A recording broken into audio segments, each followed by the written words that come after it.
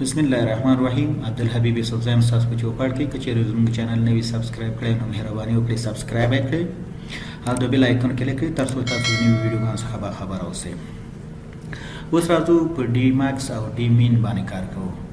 کله دا ډیټابیس فنکشن دي لکه ډي ماکس، ډي مین، ډي سم، ډي کاونټ، ډي اوریج، دا ټول چې دا ډیټابیس فنکشن دي چې په خپلوار سره به یو کار کوو او مخکې وځو. اوس راځو ډي ماکس باندې کار کوو. مثال ته راځو ورته چې مساوي ډي ماکس راځو وایي چې لومړی ډیټابیس ګوره دا ما تاسو مخکې چې ډیټابیس فنکشن لومړی وایي ډیټابیس سلیکټ کړئ. دا زموږ ډیټابیس دی.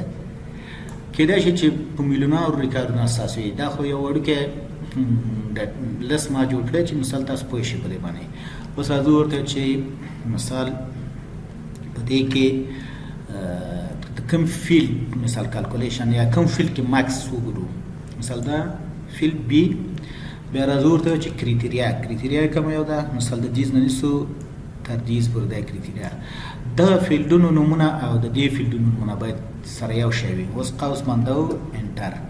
اوس ګورم ماکس په دې کې دا دی صحیح ده. په اپل کې دی. که زه راشم ورته چې دلته ورته ولیکم چې پیر کریټیریا چینج کړم چې پیر انټر. ګوره په دې کې بیا مثال په نهایت کې مثال دا یو څو ده 280 ده او دا بل مثال 350 لوی عدد دی. اوس بیا راځم ورته ولیکم چې مساوي ورته چې ډي مین مینیمم په دې ډیټابیس کې اول ورته ډیټابیس سلیکټ کوم چې دا ډیټابیس او بیا راځم ورته چې فیلډ کوم فیلډ کې په دې فیلډ کې بی فیلډ کې بیا راځم کریټیریا سلیکټ کوم. کریټیریا کومه ده؟ دا کریټیریا ده.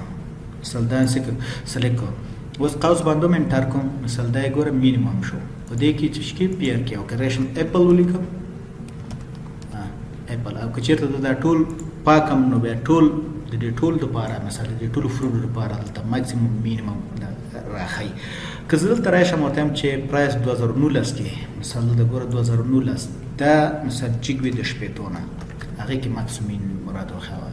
مثلا دلته کریټیریا موږ ورکولای شو ورته لیکو شپېته مثلا شپېته شته کولی کوم اصل هیڅ نشه صفر. په همدې شکل سره تاسو لاجیکل اپریټر استعمالولی شئ. مثال چې د دې د شپېتونه مثال ورته هم چې د شپېتونه لوی وي او مساوي د شپېتو سره وي. په دې شکل سره تاسو دا کریټیریاګانې په دې کې استعمالولی شئ. دغه فیلډونه به د دې ویلو لکه به د دې بیس باندې دغه ټایټل د ډیټابیس او ټایټل د کریټیریا باید یو شان وي. دا ډي ماکس او ډي مین. که چېرته مو دا ویډیو خوښه وي نو لایک یې کړئ او که زموږ چینل هم تر اوسه رئیس سبسکرایب کړئ سبسکرایب یې کړئ او د بیل آیکن کلیک کړئ تر څو تاسو د نوي ویډیوګانو څخه باخبره اوسئ. دا ویډیو د نورو سره هم شیر کړئ چې څه ګټه پورته کړي.